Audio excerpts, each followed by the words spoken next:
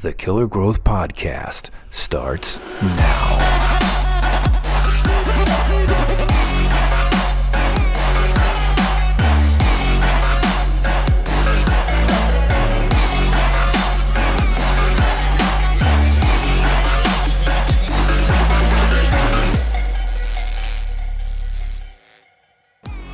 What's up, guys? Sam McVeigh here with the Killer Growth Podcast, and today I have Andy Waller. Thanks for having me. CEO of Encore Pavement Yep, that's right. Solutions. Is it just Encore Pavement? Just Encore Pavement. Nailed it. That's like the hardest part of this podcast for me is just to get the intro right. Yeah. And then I question it the whole nailed time. it. Yeah. Andy and I, just to share some personal background, Andy and I go way back. Andy, and I think I've told you this. I don't know if I've actually told you this, but I consider you my second mentor in business. Awesome. So I had Love Dave Calloway. Yep. And then I met you and then just started. Dave Calloway said, Samuel, go buy people lunch and learn. And then you were like, did that a few times, did it with you. And I'm like, okay, I'm going to do this more with this guy. I love that. Dave was actually one of my mentors. Yeah. I didn't know that. Yeah. Okay. Yeah. That's awesome. Awesome guy. Yeah. Yeah. He helped a lot of young people in that Yep. little 10-year stretch, I feel like. Yep, definitely. After he sold his insurance company. But yeah, anyway, so super excited to have you on. Been wanting to have you on for a while, and you're a busy guy, and so thank you for being here. You're welcome. That means Happy a lot. to be here. So yeah. all right, so here's how I like to start. We're just gonna go back in time and then have a conversation about it. But I'd love to know, Andy did this thing that turned into what it is today. Mm-hmm. And so SPS was the first thing, not really. You can go back as far as you want. Yeah. Okay. So I'll go back from the beginning, try to tell the short. Yeah. And I'll interrupt version. you. I'll yeah, speed you go up. ahead and interrupt me. Yeah. Okay. So back when I was going to Wichita State through the entrepreneurship program, decided to start a company. Originally, it was a commercial coatings company. So we were doing roof coatings, tank coatings, things like that. And then eventually it got into these really high-end home painting projects. So this was a lifetime warranty. And this was the beginning of, like, this is your first startup. Yeah, this is the first. Yeah. And so started doing these super high-end homes with this new high-tech paint. And there was one lady that hired me and did the house, and she asked me to seal her driveway, her asphalt driveway. And I was like, I'm a quick Google search. Yeah, I'm a broke college kid. I will do anything for money. So I, searched how to do it and talked to some suppliers, figured out what should I charge, what product do I use, what's the prep process, all that stuff. So ended up giving her a price. She said, okay, do it. And went out there, did the driveway all by hand and completed it. And she was super happy. And the house took 2 weeks to paint and the driveway took 2 days. And the revenue was about the same. Wow. So I'm like, maybe there's something to this driveway thing. And what was the business? It wasn't SPS at that point? It was SPS. It was SPS. Yes. What did SPS stand for at the beginning? Surface Protection Services, Okay. which I never liked that name for some reason. So I just called it SPS Paving eventually. Okay. But anyway, so I did some advertising back when people read newspapers. I did some newspaper advertising. They were printed in this building. Yeah. Back in the People day. actually used to read those. So did some newspaper ads. I got, 8 or 10 more driveways from that. Then I posted some signs around town, and then I did some radio advertising, and the driveway thing just kind of took off. And I hated painting houses. So here I am in this driveway business. And I thought, if I can do a driveway, I could do a parking lot. And so, but I didn't have the equipment. So went to the bank, got a loan, and bought some equipment, started going after some smaller commercial businesses and churches, and landed a couple school districts. And that just kind of led one thing to the next. And that led to buying a skid steer, and then that led to buying a paver, and then we started doing concrete work and just kind of felt out the market. As customers would show us their demand, we would offer the service. And it was hard though, like very hard. I was getting maybe 4 or 5 hours of sleep a night because I was taking evening classes at Wichita State. I would wake up at 3:30, 4 in the morning and go work my tail off. My cell phone was the office phone. And are you a morning person? Yes, naturally I am. I feel like I remember that. Yeah, I'm a morning person. person. Annoyed me about you. But I'm also in bed pretty early. Pretty early, yeah. But I wake up super early still. So I'd go work my tail off, and I'd get a phone call on my cell phone. Hey, we want you to come look at this project. So I would keep a nice set of clothes in my back seat at all times. So I'd take my old clothes off, put my good clothes on, go meet with the customer. I have a laptop in the front, a printer in the back. I would print out the proposal right there, give it to them, go back to the other job site, put my old clothes back, keep working. So did you have your like printer plugged into your like cigarette outlet or whatever? Yeah. What is that called? Yeah. I had wires going all over my truck. It was a mess. But what year was this? So I started in 2005. Okay. Yeah. All so like it was like that for 3 or 4 years. Yeah. And so I would rush home, shower real quick, drive to Wichita State from El Dorado, do my night classes, come home. My roommates would be throwing a party that I didn't know about. I'd have to kick everybody out of my house, get to bed, wake up 4 or 5 hours later. I mean, it was a mess. Dude, I tell that story. I love that story. When we first started meeting, you were like, I'm scrappy and I got obsessed with just turning everything into an investment. So you bought a house in college. Yes. Right? Which not a lot of people do. It was about 3 or 4 months after I graduated high school, I bought my first house. Right. Yeah. Yeah, which isn't very common. And then you got roommates, rented it out. Yes. So and then talk about how you maximize that opportunity. Yes. So it was a 3-bedroom house, and I bought it, and I decided I would rent out 2 of the bedrooms, and that paid for my complete mortgage. So my mortgage, taxes, insurance was all paid for by renting those 2 rooms, but I still had groceries that I was trying to pay for. So I went to a garage sale and bought a pull-out sofa, and I rented the sofa to a guy, and his only payment was to keep groceries in the house.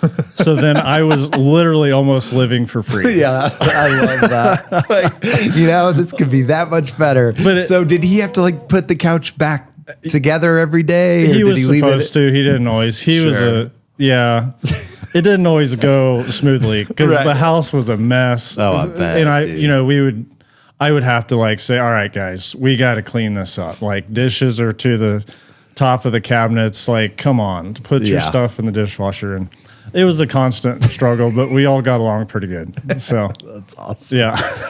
So fast forward 3 or 4 years, you're starting to figure it out. You finish at WSU. Yeah, finish at Wichita State. So actually, I say finish. I didn't quite finish Wichita State. So I was in my 4th semester at Wichita State, and I pretty much had to make a choice. I was falling asleep in class. I was so exhausted because I was working, 10, 12 hours before I went to class, and then staying up late.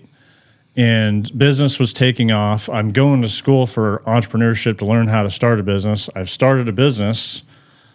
Why would I? Yeah. So why would I choose the finishing my school over the business? So I chose to just put all my cards into my company and focus on that. And it turned out being a really good decision. Yeah. Yeah. And what I appreciate about your story is that grit is obviously, it's not a lost art, but it's definitely tough. Like when you tell your story, that sounds like every baby boomer I've ever talked to. Yeah. And the next millennial, we're kind of work smarter, not harder generation. Yeah. And you're a millennial, right? Yeah. You're in that generation. I know you're old, but not that old. But I just think that grit's important for a lot of people. We had Josh Kogan on, and he was talking about post CCs where it's like, yeah, you set your own hours if you own your own business. Yeah, just which 90 do you want? Where do you want to put the 90 hours? I saw that. That was a really good. That was a good point. line. It's very true though. Oh yeah. I mean, I went through some gut wrenching times. Yeah. I mean, it was hard. Like I had to push through some unbelievable things. I remember one year I took on this project for the city of Lawrence, and it was the biggest project to date that we'd ever done, and it didn't go well at all. And I was losing money like hand over fist every week. I couldn't get out of the job. Things were going so slow. My labor costs, everyone was quitting, kept having to replace guys. I got in such a hard spot that year. I think that was in 2009 that I had to max out a credit card, $35,000 just to pay my crew. And it was just like to cover payroll. Just to cover payroll. Yeah. And I thought, this might be the end, but we pushed through it. I got one project I remember that was really profitable that helped get me out of the hole. And then that helped me pay off the credit card. And then things just slowly started going up and up. And it was a roller coaster. Doing parking lots, that industry's kind of who you know, and there's a lot of established companies. Talk about, you did get an awesome referral source later on in the business. I'm totally blanking now if I'm remembering this right. You got a couple good partnerships, not partnerships, but relationships that turned into a good referral source for you. Can you talk about that and how those were created? One of them would be school districts. So once we got in with Circle and Augusta were two of my first school districts I ever worked for. And they were super happy with our workmanship and attention to detail. And it's amazing what a referral can do for you, because school districts, like directors of operations, they know each other. They have trade shows and they interact and mingle and they talk. And when you treat a customer really good and just blow them away with your service and do what you say, you're going to get those referrals. And a couple school districts eventually led to about 50 to 60 school districts. Wow. And it was just super consistent work every year. And to this day, we do, a lot of them, colleges, schools, all over several states. Yeah. And how did that start? What was the first school district? And then how did it domino from there? How'd you get your first shot? Yeah, the first one I remember was Circle. And it started because I mailed them a really nice postcard. Oh. So I basically mailed every school district a postcard about our service. And one of them actually called, and it was Circle. And which gave me a foot in the door, and I went and met with them. And, they're like, I'm just this young kid, 19 years old. And they put their trust in me, and I was the low bidder on a project and got it. And, I actually, when I got the job, I didn't have all the equipment to do the job. So I had to go buy more equipment to complete the contract, but it ended up going really well. And that just kind of led. So that's the other part about the pavement industry, is that equipment's massive. Talk about, how do you even start? Like, obviously you probably broke down equipment at the beginning. But how do you finance that when you're a kid and you don't have any assets to put it against? It's tough. So I'll tell you, at first, I had a guy that he's one of my greatest role models ever. He truly helped me do a lot of private financing because I don't think I would have qualified at the bank to get these big loans that I was taking, like $200,000-$300,000 as a college kid back then. Yeah, it was a lot.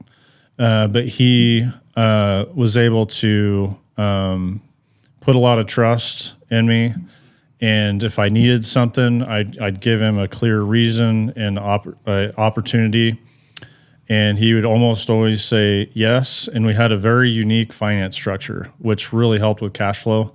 So the structure was, I would pay him 10% of my gross revenue. So as I would get paid from a project, 10% would go to him. So when we were really rolling in the summers and my revenue was higher, I could make bigger payments. But in the wintertime when we were slow, my payment went down. That's nice. And it worked out great for us. Who came up with that idea? I think it was kind of a joint effort. Yeah. Yeah, because the first year we didn't do that. It was just a straight payment. And it was a struggle to get through the winter to make that payment. But after a year, we were able to kind of get creative. And it overall, over the 12-month span, is about the same amount. But just the timing was a huge help. Yeah. And just the anxiety of cash flow going into the winter. Yeah. What temperatures can you not do asphalt work? Oh, I mean, when it gets below 40, it gets kind of challenging. Okay. Yeah. Yeah. So you got into you were doing the coating side, but you were also literally tearing it up and putting down new asphalt. Yeah. Later into the business. Yes. Yeah. What's the biggest part of your business now at Encore? So we do, full parking lot and road reconstruction now. I mean, we've got big equipment. We can, replace full Walmart parking lots in a couple of weeks, 2 to 3 weeks. So we're doing pretty high volume, bigger commercial, even industrial projects at refineries and railroads and things like that. So, the business has expanded regionally and with our services and scale. Yeah. You don't have to go into any detail, and you can talk about this in whatever way you want. But you have offered a lot of counsel to me on doing business with business partners and with family. SPS, you started that business and then it changed. You did a change there. Any advice you would have, because SPS got restructured, went from you with family to just you and someone else, right? Fast forward, but you can speak on that however you want. But I think a lot of people are in that situation. Yeah, and I think the biggest advice I can give on any partnership is to create a very detailed operating agreement right before you spend a single dollar. I've been in partnerships before where the operating agreement was not completed beforehand, and then when things get tough and there's nothing in writing, that's when things can really go south. And I've had a couple go south. Agree on everything before you start. It's one of the first things you should do. because you're always going to disagree. There's always going to be a disagreement, and there's always going to be unexpected circumstances, whether that be from health or financial or anything. But get everything perfectly aligned, and then go. What's an example of something that should be in there that people want to think about? For example, like a buy-sell agreement, and how that works. So there should be basically a set formula. You can update it over time, but a set formula that says, okay, if this person gets hit by a bus, how is his family reimbursed? Or he becomes completely incapacitated.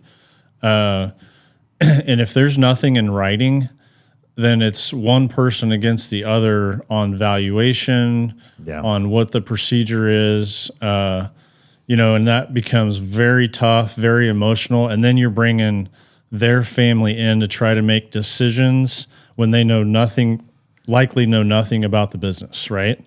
Where if it's already agreed on, it's here, this is what happens. You can also tie a life insurance policy to it. So it puts less stress on the company. But that's just one huge example. You can't plan on that happening, but when it happens, that can be a big, big deal. Yeah, that's good. So fast forward, you were already a serial entrepreneur, but then you started diversifying quite a bit and did a lot of different interests. If we could dabble into that a little sure. bit. I think 2008, I started my real estate business. So I started investing in single family homes, mostly. One apartment complex that went really badly. And so, yeah, eventually over time, you know, I had a little bit of cash put back, but also had this desire to, like you said, diversify. So I had to get really creative. You know, that was during the really big downturn, the recession, where house values were plummeting. It's a good time to buy. And I was buying houses like crazy for, you know, 50, 60% discounts. Yeah. I didn't have a ton of cash. I'm still a broke college kid at that point, pretty much, or right out of college. And so what I would do is I would buy a house, I would flip it, remodel it, sell it, exchange it, buy 2 to 3 houses that I would hold as rentals. They would cash flow. I would leverage equity in those to finance another one. And just one thing led to the other. And eventually, you know, I had 50, 60 houses here, mostly in El Dorado. And then, you know, eventually the market got really hot, you know, during COVID, and I sold a bunch of those. And, but yeah, that's a pretty fun business. And then 2010, I ended up buying the Brewski Barn and Angler's Bait and Tackle. So that was 6 years after you started the pavement company. Yeah. Yeah. And that I was more interested in the real estate piece of that business. You know, I really liked that corner and saw a lot of potential. Yeah. And it's a liquor store and a bait shop. Yep. Right. Yep. Beer and bait. Beer right and by bait. the lake. Right by the lake. I love that. Yep. So buy that, remodel it, did an amazing job. It turned out really cool. Yeah. Put the coolest sign in town up because you're Andy Waller. It was a big sign. That's what. It was a big sign. Wanted it Who to be would do seen. a sign that? Andy would. Andy's go big or go home. That's kind of how I am. Yeah. Yeah. So talk about that. So then you go into retail, know nothing about that No. world, but you love to fish. Yeah. Right. So you Yeah. probably had some understanding of bait, but probably not the business model of bait, I'm assuming. No, but I walk into a store and I just saw, you know, hardly no inventory that anybody wanted, and I just saw tons of potential in there. So we, you know, today there's about 20 times the inventory than there was when I bought it. Yeah. So, you know, we knocked out some walls, expanded it, and it's a kind of a destination store now. Yeah. So talk about the liquor side of it. What have you learned about that business? Seems like in my mind, when I think of a liquor store, like it's probably a pretty steady business. Like I learned that it's recession proof. In fact, it's better in the recession, which is weird. People Yeah, I could tend see to drink that. more, but no, it's a high volume, low margin business. So it's very, very interesting. You know, the strategy with a liquor store is you have to buy your product right in order to cash flow anything. So there's fluctuations in sales as you buy product, and being able to learn your timelines and your volume so you can bridge and buy these products on deep sales, bridge till the next time it goes on sale so that your whole time frame, you know, say it could be 6 months. So that's why I expanded the back of the store, our warehouse space, so we could store more product on deep sell and bridge those time frames. Interesting. It makes such a huge difference. You know, it's pretty competitive price wise. Yeah.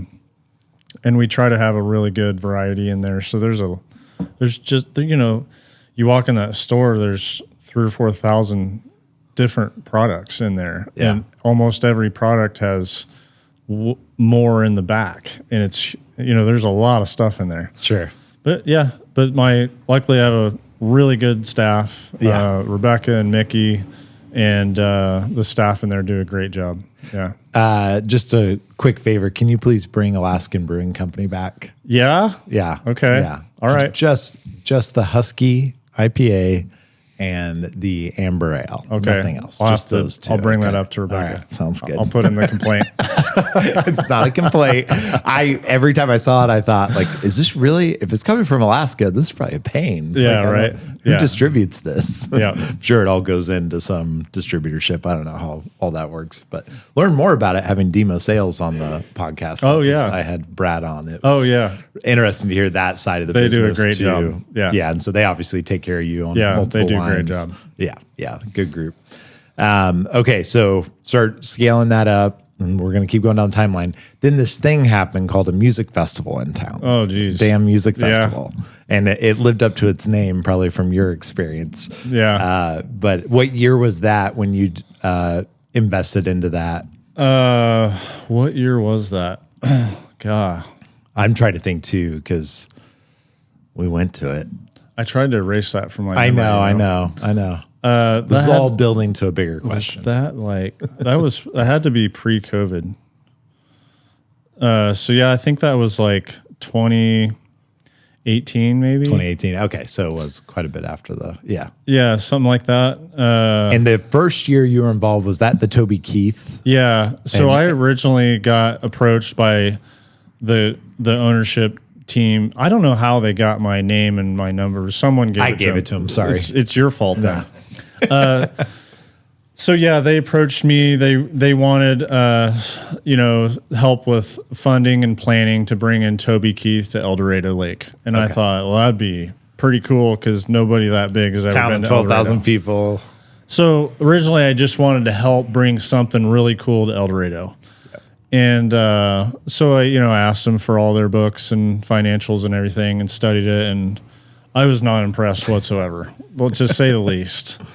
And so I talked to some other people in the music industry that they connected me with. And of course, I got the grand sale. It's going to be great. And tickets are going to fly off the shelf. And oh my gosh, that could not be further from the truth. So I eventually just said, all right, let's do it and help get Toby Keith. And, I got like a 5% ownership in the deal and a bunch of other, perks. And but eventually, so we announced Toby Keith. We were supposed to sell like 15,000 tickets that first week. We sold like 300. Oh, God. And most of those ticket sales were supposed to pay me back. We have an expensive headliner coming. And by the way, that's just one artist, and we need 9 more because we have to fill out Friday and Saturday. And so, like, we have no income. Because it was a multi-day. It was like, was it a Thursday, Friday, Saturday, Sunday, or Friday, Saturday, Sunday? It was Friday, Saturday. Okay. Yeah. Oh, just 2 days. Okay. 2 days. But a massive, massive build out. Yeah. Like, oh, yeah. You're talking 400 acres that we developed. Yeah. Basically. I mean, huge production. And I mean, to a scale I couldn't even imagine that we could do in El Dorado, right? And so so we have this meeting and I said, okay, guys, all right, we have no money. We have 9 more artists to book. Yeah. What would you like to do? And they say, I don't know. All of them. I go around the table. Do you have an idea? Do you have an idea? I don't know. So long story short, I end up basically taking this thing over, and we had to do about 8 capital calls. And eventually, I'm majority owner of this thing. And I'm making all these decisions, and I have no time to do this, by the way. Right. I only have 50 rentals, a pavement company, and a liquor bait shop. Yeah, I'm Nothing supposed going to on. be like a silent investor that was just going to show up and have a good time with Oh, my dude, I clients. remember. I thought you were going to just drive up the dam and over it on your ATV. Because when I would go out there and you were flying around on the ATV, I'm like, I tried to talk to you like 3 times. Like, oh, Andy does not want to talk to. Like, I couldn't make up some of the scenarios that happened in one day. Like, you can't even. I remember one time you flew up. I was like, how's it going? You were like, it looked like you were about to decompress, and then your little walkie-talkie goes off because you guys were just running around, and you're like, oh shit, and you just take off. Like, So let me just give you like 5 quick scenarios that happened within like an hour and a half. This is the day of the show. We've got Brantley Gilbert as the headliner. We've got, who do we have? Jamie Johnson. We had some big artists coming in that night. Okay. So we've got about 15, 20,000 people coming in. The line, we thought we had a good, I wasn't in charge of the parking plan. Someone else was that I'm sure you took it over. That had supposedly done this before. So I trusted them. No. I get a call. Hey, the county says they're going to shut down the event because the line to get in the parking lot is shutting down Highway 77. What? How's it down? How is it that far down? Are you serious? Far away. So I run down what is there. That stretch? That's what, like 2 miles? At least. Yeah. Yeah. So we are backing up traffic that far. And so I run my ATV to the parking lot. I come up with this completely new plan to filter people in, like just like that. It just came to me. I don't know. We did it. It started speeding things up. I get another call that says, hey, ABC just showed up and they need your receipt because Brewski Barn sold all the beer for the event. And they need your receipt or you're not going to be able to sell beer at the festival. They've shut down all bars. And I go and try to find this receipt and I can't find it. And they say, you're going to have it because we're not letting you sell a single beer. And people are in line to get drinks and they're mad. So I have to run to the store, get a receipt, like literally fly in my ATV because I can't drive a car. You were going down the only way to get to my store from the lake to your store like a couple times. The only way was off-road. Yeah. So I go off-road from the lake to 12th and Main on my ATV about 70 miles an hour. And I get there, get a receipt, come back, give it to ABC. They approve it. We start doing that. I get another call. Says, you got to come look at this chalet. Those are the big temporary stands. We think there's a huge structural issue and this thing might fall. I'm like, this is like Friday? This is Friday. And I'm like, what? I'm not a structural engineer. So I go over there and sure enough, it's leaning. And some of the doors won't even open. And like 200 of my friends are up there. I know everybody in this thing. And anonymous text, *67, get out of the chalet. So I'm like, I'm about to get everybody out of here. And so they're looking at me like, is this safe? And I'm under there looking at this structure that I've never seen before, trying to figure out if it's safe. I'm like, I don't know. So is there anybody here that's a structural engineer? So luckily the guy that built the stage, which was a huge stage, he comes over and looks at it with me, and he basically has all these fancy straps, and he resecures it. And I said, you better guarantee me that this will not fall because I know everybody up here. Yeah. And it's on me. You better be very confident. And he says, yeah, it's good. I promise you it's safe. Did he hesitate at all? No, but if he would have, I was pulling the plug, man. I was pulling the plug. Okay. And then we are 15 minutes to showtime. Okay. I get another call that says, hey, they're not, and everybody's up there at the front, there's 15, 20,000 people waiting for the show to start. And I get a call and they say, we got a big problem. I'm like, what now? Right. Yeah. They say, nobody paid the guy with the sound and the lights and the stage. I said, what do you mean nobody paid him? He says, I'm not starting this show until I'm paid. Oh. One of the partners said, she told me that she had already paid them. Oh my God. Well, she didn't. So I call her on my phone. I'm like, what the heck is going on? Why have these people not been paid? She said, well, we were supposed to get some sponsorship money and it never came in. So I don't have any money to pay them. I'm like, well, who's going to pay them? I don't know. I'm like, okay. I see where this is going. I'm going to have to solve this problem. So I have to run to my truck and write this big check to get sound, lights, and stage turned on, or else all these people were not going to see a show. Gosh. And the show starts and everybody has a great time, and I am still putting out fires all night. like all night fires. And then there's a huge thunderstorm coming in. I had meteorologists on site giving me all these warnings the whole time. And I'm trying to decide if we're stopping the show or not. And like, I mean, it was crazy. Yeah. I would not suggest having a music festival. Yeah.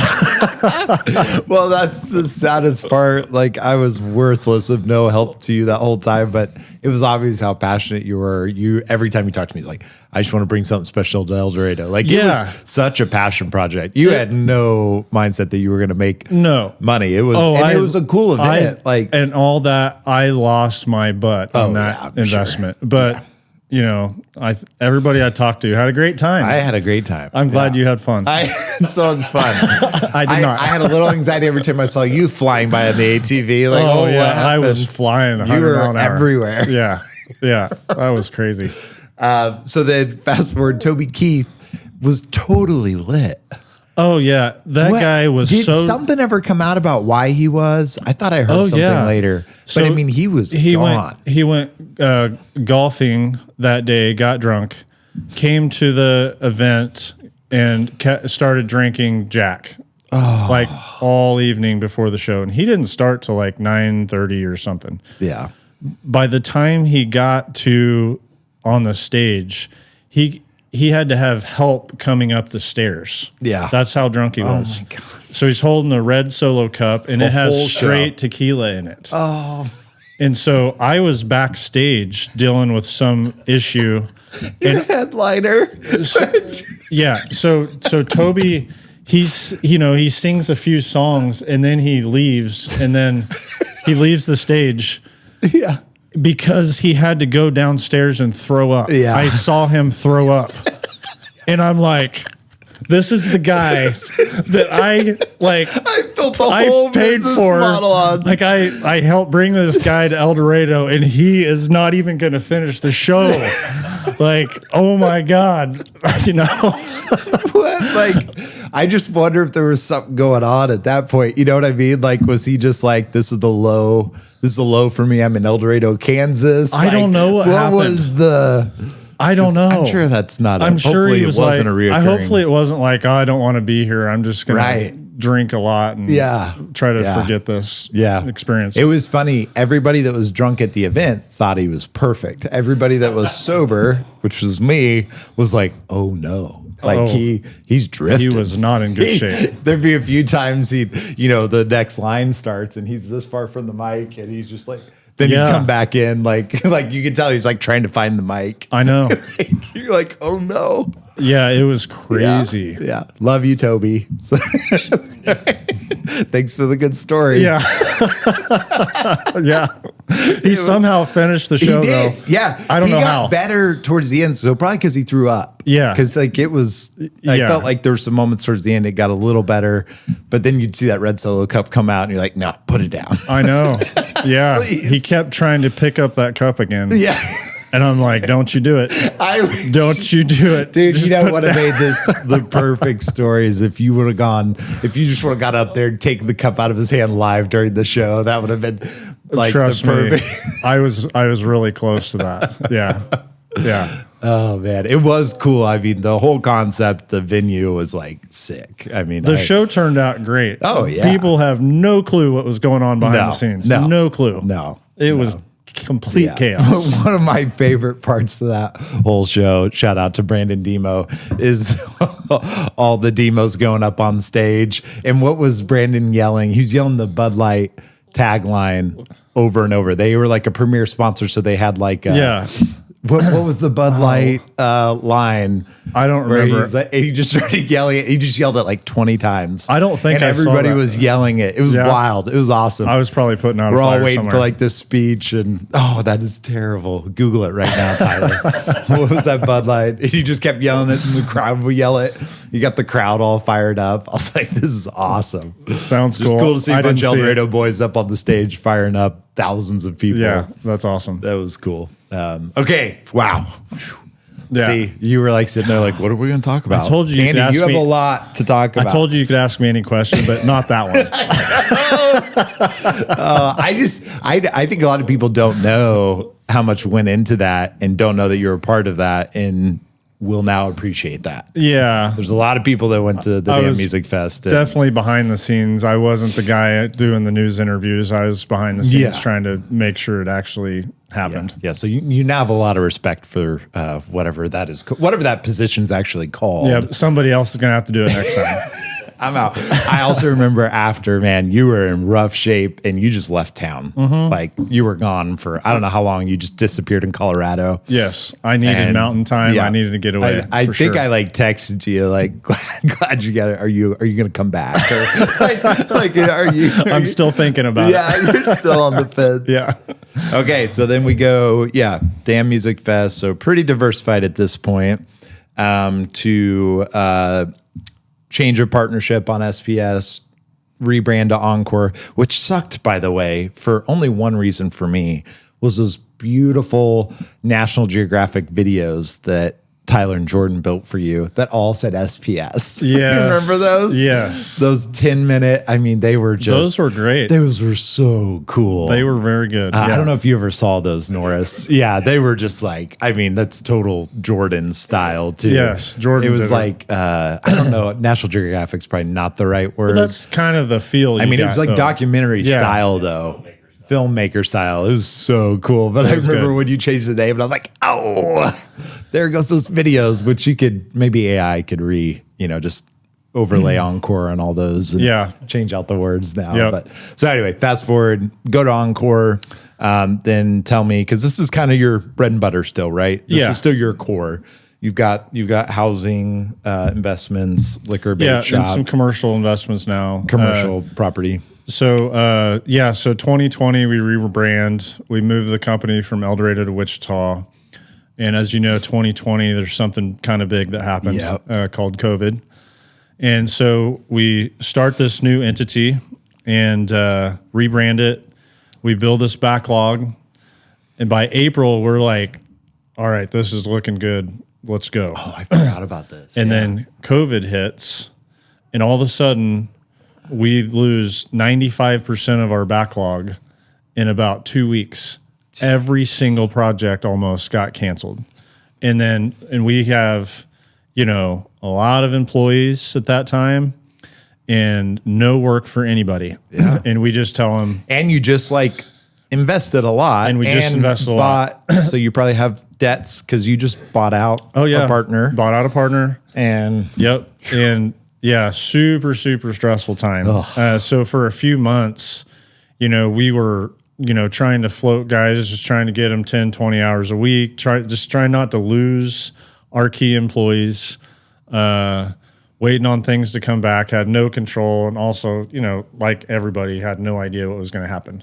But eventually in June, July, our backlog came back, and then we were busier than we could even handle. It's a really weird year. Yeah. So fast forward to 2022, we get approached by a private equity company, and we were not considering selling at that time, but they kept coming back and they seemed serious. So we're like, what the heck? Let's consider it and just hear them out. And so they asked for some financials. We sent them some things, and they sent us an offer back, and it was way better than we thought that we could possibly get. So they ended up flying to Wichita. We had a big full day meeting with them, go back and forth, and they kept raising their offer. And we're like, okay, we can't turn this down. Yeah. So 2023 ended up selling to a private equity company. We all rolled back some equity, and then really crazy thing is 60 days later, we're back in due diligence again, got rolled up again. So that equity group then resold it, or the whole private equity group got sold? The another private equity group bought the one that bought us. Wow. Totally unexpected, but it turns out we were kind of the missing piece to that first one to get the second one interested. We didn't really know that.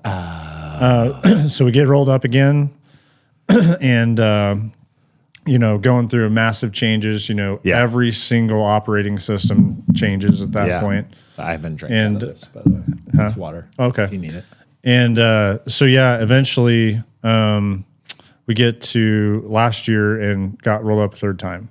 What? So, yeah. I didn't know about that. Yeah. So now we've got a pretty big, parent company now. And, it's just way different. But still in the same position, but just way different. Jeez. So from what I understand, even Good to Be Clean, our cleaning restoration company, was getting contacted all the time, right after COVID. Yeah. Or, 22 to 24, it seemed like it was just nuts, or maybe it was 23 to 25. I can't really remember, but it was just like every quarter somebody's contacting, and Good to Be Clean was too small. It never fit the bill, but they would always reach out and like, oh, your revenue's not high enough. You need to be here, but we're rolling these up. Is that slowed down, these roll-ups of private equities in the service trade? I don't think so. Okay. I think it's still going pretty strong. Yeah. Okay. Yeah, it's still happening. In fact, this parent company that owns us, they're still buying other paving companies around the U.S. Dang. They just closed on one last week in Salt Lake City. So are all these roll-ups keeping their own brands? They're all operating under a larger corporate structure, but it's Encore and however many others? Yes. Are they? Yeah, everybody keeps their local brand, okay, but it's just under a large umbrella now. What type of support? I've always been curious on that private equity side. The one I talked to, they were going to take care of, financials. They'd have somebody actually like consulting on the business for opportunities. They were going to bring in like a massive lead funnel. What do they provide that isn't done in-house? So they have a proprietary system for estimating, and it ties into accounting and job tracking. And so they kind of designed and built that. So every single company on the under the umbrella is on the same operating system, which adds a lot of efficiencies and probably a lot of data that gets transferred to help you. Yes, because when you have 30 paving companies on different systems, it's very, very hard to track or identify potential efficiency gains and things like that. So having everybody on the same platform has been pretty nice. Yeah. And we all learn from each other, and now they're really trying to integrate AI into the program and automate a lot of things. So yeah, it's been interesting. That's cool. So you're CEO of Encore, and then however that works. So it's probably in their best interest for you to still have some stake in the Encore location, right? Yes. They prefer the partners to keep some skin in the game. Yeah. And which is good. Yeah. Good for everybody. Right. Yeah. There's a big difference, as you know, better than most. When you have stake in something, for sure. You treat it differently. Definitely. You're not as bothered at 10 p.m. at night if you got to make a call. Or, that's it. How many pavement companies do they have after the third roll up? So there's over 30 around the country. Yeah. So they're trying to get every state. I mean, is that the goal? Blanket coverage. I think blanket coverage is the eventual goal, probably. Yeah.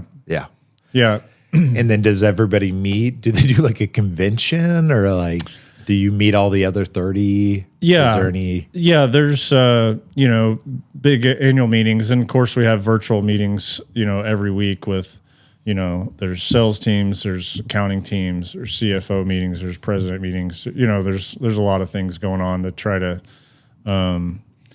have everybody working together and learn from each other. And So is there outside salespeople also provided that are trying to sell for you, or is that all still happening locally? But they are kind of developing a new lead generation system right now that can help funnel things to different branches. Yeah. Do they have a marketing system in place as well? Yes, they do have an in-house marketing system they control the marketing for every branch.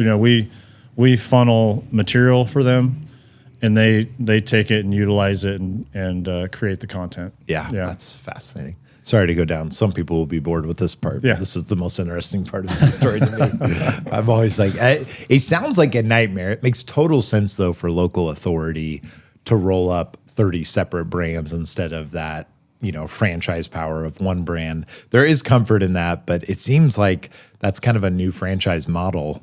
Is people rolling up and then keeping that brand the same. Obviously, there's way more cost to that from a marketing aspect because everything's branded differently. I mean, it sounds like having 30 separate clients as an agency, it'd be like 30 different companies versus like the same. But there image. is some content they develop that can be posted and distributed to everybody. Sure. Because almost every company has some common services that they offer. Yeah. So especially if non-branded. If it's an informational piece, or a seasonal piece, like prepare for winter for this or that. There's some standard marketing material that can be developed one time and put on 30 platforms. Yeah. Yeah. So you're an entrepreneur. You go through all this. Hindsight's everything. So looking back, I've never even asked you this question. I'm curious. You kind of you really zeroed in on the pavement side, especially doing that brand change. Felt like you were like, I'm going to lock in on this. Like this is a big opportunity. If someone's listening now and I've been tempted and screwed this up more than most, how much would you recommend to not, how would you diversify differently or the same when you have something that's a winner? Because it's really tempting to go and start investing in other things. It is. That take time and energy versus, Silent Partners, your damn music festival is the perfect example. Yeah, I was going to say the first thing that comes to mind is don't do a music festival. Stay away from that. Yeah, because there's types of things you can invest in that you can be fairly silent. Yeah, like my real estate. estate. Yeah, that was a very, very small, not even a distraction at all. I got to the point where, I had a maintenance team. Then eventually I hired a management company to take care of, everything. And so my only deal, I was just finding the next deal. Yeah. And then I had a system and I would, get the house in the shape I wanted it and then turn it over to them. And I would spend 15 minutes a week on this business. Yeah. I mean, and it worked really well. It cash flowed, it built equity, it was just structured really well. Yeah.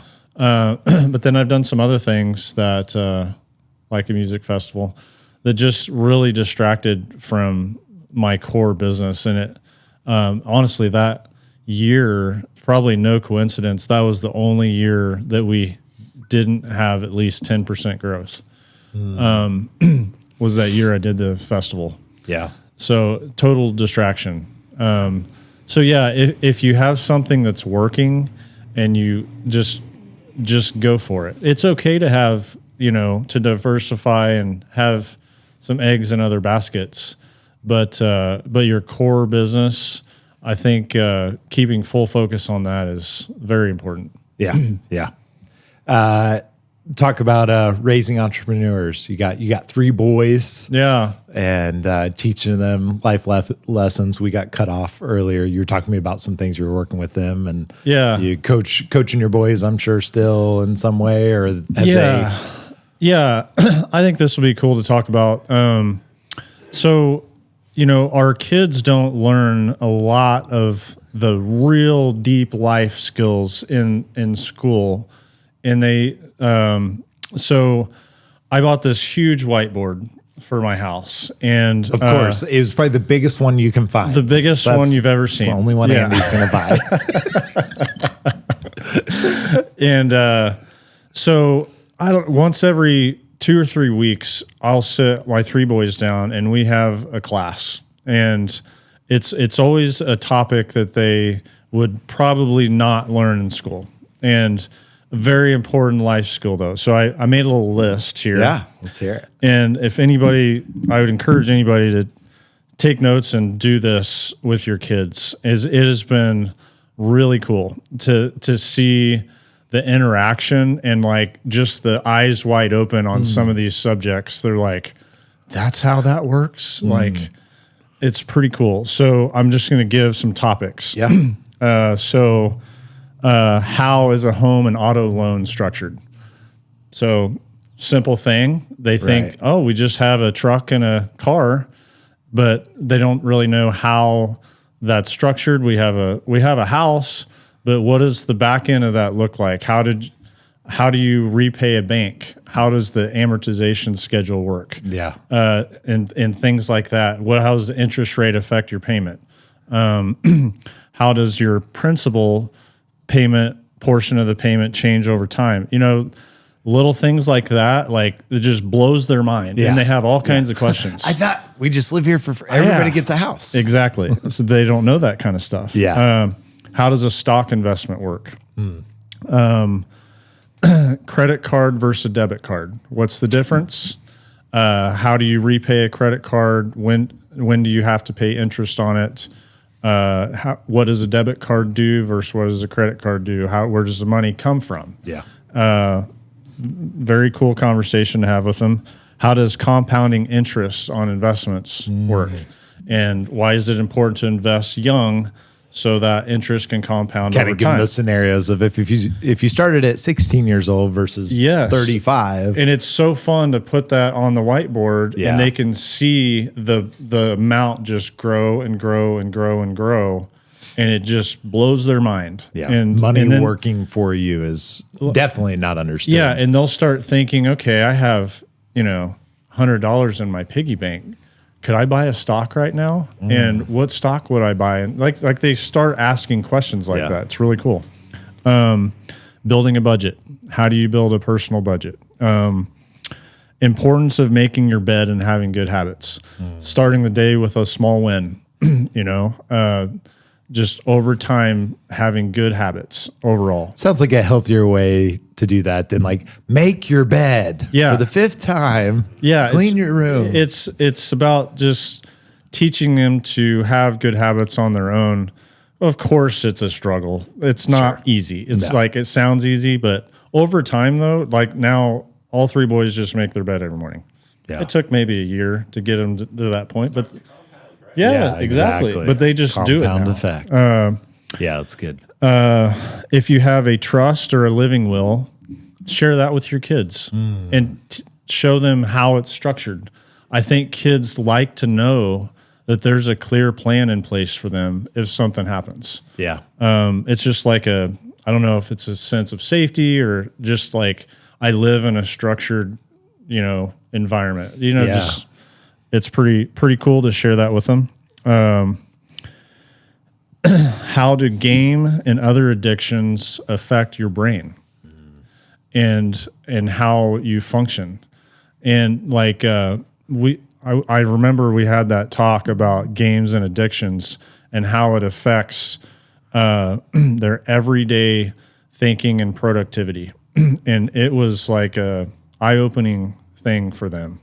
I even talked to them about drug addictions and how it works and how just trying it one time completely changes your brain chemistry and your brain tells you want another one and you go to the lowest low you've ever felt. And the only way to get out of it is to get another one. And like, I talk to my kids about that stuff and so they understand it and hopefully, It's bigger than just it's bad. Like here's but game addictions are, very widespread right now too. It's kids almost live for their game. Yeah. College funds. So I've shared with my kids that each of them has a college fund and it's not going to be given to you. You will have to earn it. So they know that there are funds out there for them to help them with college. But if they don't put in real effort and get good grades in school and apply for scholarships and get scholarships, you're not getting any of it. So they know that they will have to earn this, and it's not just going to be handed to them. Yeah. So if they want to just coast through school and mess around and think, oh, my college is paid for, I don't care. Well, guess what? You're not getting any of that. Yeah. I will keep it. So they know that. nutrition basics and how it affects your body and your energy and your performance, even in the classroom, in your sports, just like how to stay properly hydrated, how to properly eat, overall, like lower sugar, how to read a nutrition label. Like my kids, like I've taught them over the last couple of years. Looking at labels. Yeah. Yes. My oldest daughter's always done that. It cracks me up. She's always asking me what something is. I'm like, I have no idea. Yeah, we'll be walking through Dillon's and one of my boys will say, Dad, this drink has 25 grams of added sugar. I'm like, I know, put it back. We're not getting it. Awesome. So yeah, it's pretty cool. They can like generally go through a food label and identify good and bad things. Yeah, I love that. Box breathing. I don't know if you ever heard box breathing. So it's a way to immediately calm yourself down in a stressful situation. Oh, okay. So it's like when you, like through your nose, 5 seconds, really deep breath, hold for 5, exhale for 5, hold for 5. And if you do that 2 to 3 cycles, you can calm yourself down in almost any situation. I learned that from a Navy SEAL. And that they actually do that exercise before they go into a real life mission to calm themselves. So I've taught my kids how to do box breathing. So if they're ever stressed at school or even having a hard time going to sleep, doing this little box breathing exercise calms them down. Yeah. It works for adults, kids, any age. Choosing your friends wisely. That's a big one. That's a good one. There's an old saying, you are who you hang with. And you can be around people that help elevate you or bring you down. And so choosing your friends wisely is important. How to stay safe online. Red flags to look out for. There's predators. We give them real life examples of predators that have really affected kids' lives. And like one of them we told them was pretty graphic, but it really opened their eyes and made it real.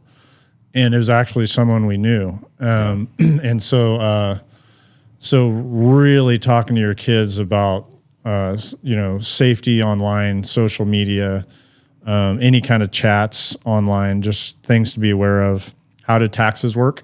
That's another one. Yeah. We make. Yeah. I'm like, when is this meeting? Yeah. What time? What day of the month? Yeah. You mean you don't get to keep all the money you make? No, son, you don't. So see the police officer and the fireman and the road and that was an eye-opening experience for them to learn that how much taxes you have to send in. Yeah. And then that's the last one on my list is how to give a proper handshake. Oh, interesting. How do you look someone in the eye, shake their hand, repeat their name after they say it? How do you confidently tell them your name? Just like overall setting a good tone. Yeah. And it's pretty cool to see your, 9-year-old son go up to somebody and give him a strong handshake and, awesome. Look him in the eye. Like, yes. Yeah. Yes. Mission accomplished. Awesome. They don't always do it, but like when they do it though, it's like, yes. Yeah. Win. So yeah. That's good. I love that. So yeah, those are just some things that's kind of been a game changer, I think. And some of these subjects you got to hit multiple times, but just sitting your kids down for an hour and talking about these kind of things.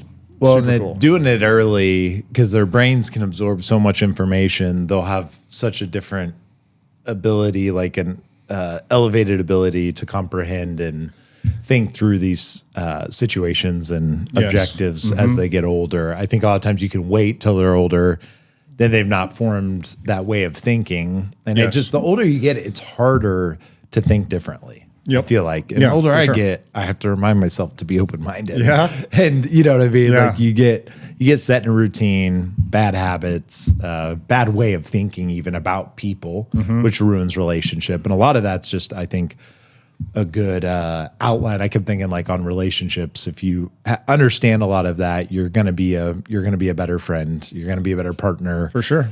if you understand all that, it's going to set them up to have a good, relationship in the future. Definitely. Find a good spouse, right? It Yep. just sets all that up. Ellis showed up on, you're saying all that, and it reminded me last week she came down and she was talking to Alexa and writing. And she'd been up there for a while and she came down. She goes, Dad, I've decided I'm going to go to Harvard. And so I've been asking Alexa everything I have to do in my life starting now to be able to go to Harvard. And I was like, okay. Wow. And she's like, can I read it to you? She's a very type A, likes everything in order. And so she starts reading through all the things. And she said, yep. And I'm going to start all this tomorrow. And so we had a great conversation about procrastination. I said, well, it sounds like pretty much all those things you could do today. It's only noon. Yeah. And she's like, nah, I'm just going to start tomorrow. And so then she goes, wait, what's procrastination? And then we talked about procrastination for a while. Then the next day, and it's been bothering her. And I'll be like, one of them is she has to read for 40 minutes a day till she's in college, I guess. Oh, wow. Like, woo, that's a big undertaking. I'm like, maybe you start with 15 minutes and then build. Yeah. And so we were talking about maybe we should just try 3 things on that list of 10 and then add one thing after you successfully do that but procrastination and the deadly effects of that were really hard for her to understand. And I had a hard time explaining it. I'm like, and the best way I could explain it was when Dad says he's going to do this thing for you and 2 weeks later I still haven't done it. I'm like, that's probably the best way to describe when you break that bad habit, then it adds opportunity. People trust you. And then you can do the small things. Did Alexa say that Dad's going to need a big college fund too? She said, yeah, that was the one thing she said. Alexa even found her scholarship opportunities. Oh, okay. And then it was how much she would still have to pay out of pocket. I don't remember what the number was. Yeah. And then that she has to start working and have a career path in high school. And it was really funny. I don't even, 2 weeks later, she told me, I think she's been doing about 3 of them, and then she'll get a lot of anxiety, and then, Dad, I gotta go do my reading, and it's 7:30 at night, and then she gets all flustered and stressed, and I'm like, you just turned 12, these are gonna be hard habits that Dad still doesn't have. Yeah. You're talking about implementing things that I don't do that I should do, right. And it's a good. That's great. That's a good especially for kids that are gonna need that guidance. I think that's a really awesome idea, and I'm going to incorporate it. So awesome. Thanks for sharing. Yeah. Dude, you've been awesome. We've taken enough of your time. But thank you for everything you've done for our community. Yeah. Everything you've invested into me, and I know you've invested into so many other people. And thank you for the demonstration of grit and pursuing health. You look amazing, by the way. We could have talked about that for 20 minutes. So whatever you're doing, keep doing it. But thanks for hanging out. Appreciate it. All right. Thanks, man. I'm going to look you in the eye. Yeah. Yes.